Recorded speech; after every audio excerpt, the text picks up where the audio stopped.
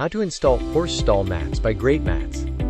The interlocking horse stall mats feature an easy interlocking system to prevent mats from shifting and sliding.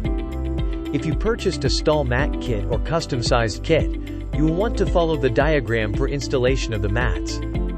Start by laying out the rubber mats according to the diagram. Each kit features a different layout to accommodate various sizes and styles of mats. Keep in mind that most of these mats have at least one straight edge, so you will want to align them accordingly to keep straight edges on the outside. If you purchased interlocking mats that are not part of a kit, you will need to decide on the best arrangement of the mats and determine if you need to cut any of the mats. In this case, we are installing a 6-piece kit with 4 corner pieces and 2 border pieces. To interlock the mats, simply overlock the interlocking edges and apply some pressure to lock them into place. When finished, you should have a nice rubber stall floor.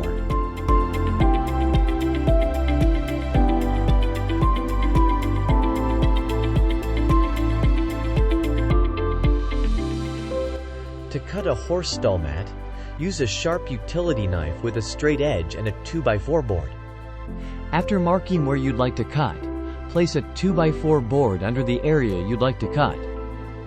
Using your straight edge as a guide, and start scoring your mat with a sharp utility knife and make a series of shallow scores, allowing the cut to open as the mat folds over the 2x4. This will reduce friction on your blade.